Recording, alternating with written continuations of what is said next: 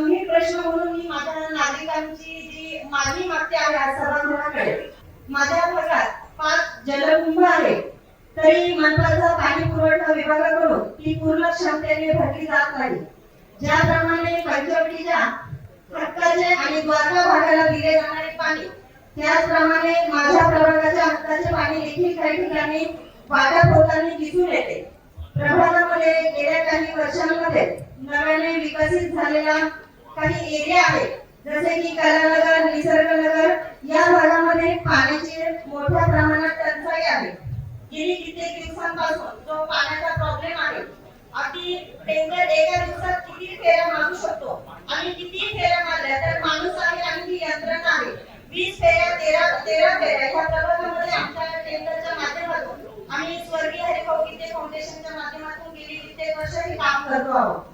पेट्रोलवरील filtration plant आणि pumping स्टेशनचे काम स्मार्ट सिटीच्या गेल्या अनेक वर्षापासून सुरू आहे. जोपर्यंत त्याचे काम पूर्ण होत नाही तोपर्यंत मुबलक प्रमाणात पाणी पुरवठा होणार नाही असे उत्तर अधिकाऱ्यांकडून मिळते.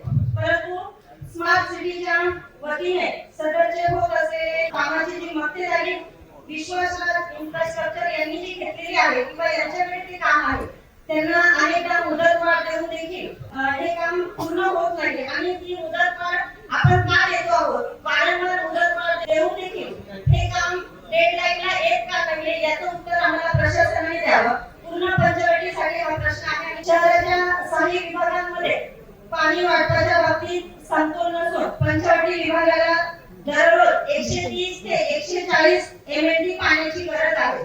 माझी विनंती आहे की निसर्गनगर भागात तसेच जिथे लोकसंख्या अधिक क्षमतेने वाढते आहे तिथे नवीन जलकुंभाची निर्मिती करण्यात यावी. दुसरा प्रश्न आहे माझा रस्त्यांचा. या प्रभागाची क्षेत्रफळ जर पेरीफेरी बघितलं तर खूप मोठं आहे आणि 55,000 एवढी मतदारसंख्या या प्रभागामध्ये आहे.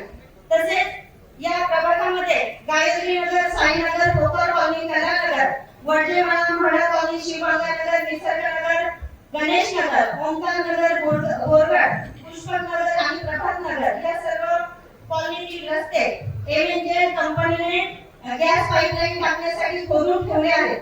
ते व्यवस्थित पद्धतीने बुजवण्याऐवजी त्यावर फक्त मुरुम आणि माती टाकण्यात आली आहे. तसेच रस्त्यांच्या या दुरावस्था कधी सुधारित होतील याचा देखील मोठा प्रश्न नागरिकांना आहे आणि आम्हाला देखील आहे. तसेच आपल्या सत्ताधारी पक्षाच्या माध्यमातून जो विकास निधी उपलब्ध आहे त्यातून या कामांना प्राधान्य द्यावे अशी आमची मागणी आहे. तसेच कंत्राटदारांना सूचना देऊन कामाचा दर्जा उत्तम राहील याची खात्री करावी. आपल्या कार्यकाळात माझ्या प्रभागातील माता बहिणींना आणि ज्येष्ठ नागरिकांना चांगल्या रस्त्याची भेट मिळावी ही माझी अपेक्षा आहे. तसेच आता 8 मार्चला महिला दिन आहे आणि महिला दिनानिमित्त जसं आपण एक मंत्र म्हटलं जातं, यत्र नारेस्तु पूजन्ते रमन्ते तत्र देवताः.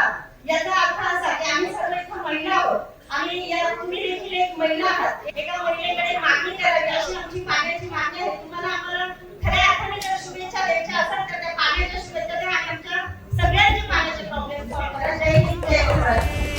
काम करत राहू.